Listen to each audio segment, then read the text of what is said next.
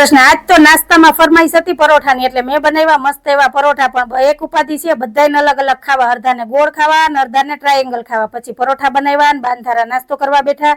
પછી મેન સાહેબે ચા નાસ્તો કર્યો ને ઉપાડ્યા ઘરના કામ। ભાઈ બધેથી કચરા વાર્યા, પોતા કર્યા ને મેં ઘરના બાકીના બીજા કામ કર્યા। પછી અત્યારમાં હું સાહેબ બે હિંચકે આવીને બેહી ગયા હતા ને પછી થોડીક વાર અલક મલકની વાતો કરી ને પછી સાહેબ તૈયાર થયા ને દુકાને જઈને પેલા કેક ટગરી આપણે અહીંથી કાપી નાખીએ। ચોમાસું આવે ને તો સરસ એવી કોરાઈ જાય ને ફૂલે અંબાઈ જાય। તારી હાઈટ બધાયથી ઊંચી છે ને એટલે તારાથી ફૂલ ન અંબાય। મેં કીધું હા હો, એમ કરીને તો દુકાને આયલા અને અંદર આવીને જોયું તો ધારાબેન તો બાને વાંચતા શીખવાડે છે, પાકે ઘડે કાંઠા ચડે નો ચડે। પછી મેં બપોરની રસોઈ માંડીને બાફા મૂકી દીધા ગુંદા। આજે મારે ભરેલ ગુંદાનું શાક બનાવવાનું છે। ગુંદા બફાઈ ગયા એટલે મસ્ત એવા ગુંદા ભરી ને કરી લીધા તૈયાર ને મારી દીધો ગુંદાના શાકનો વઘાર। તો તમને ગુંદાનું શાક ભાવે કે નહીં મને કહેજો। તો મસ્ત એવું ગુંદાનું શાક તૈયાર થઈ ગયું ને બાકીની બધી રસોઈ તૈયાર થઈ ગઈ। એટલામાં તો સાહેબ પણ દુકાનેથી આવી ગયા ને અમે બધા બેસી ગયા બપોરા કરવા। તો હાલો તમે બધા બપોરા કરવા। બપોરા કરીને મેં ઘરના બધા કામ કર્યા અને થોડીક વાર આરામ કર્યો। ત્યાં અમારા મમતાબેન આવી ગયા અને મૂકી દીધી મસ્ત મસાલાવાળી ચા।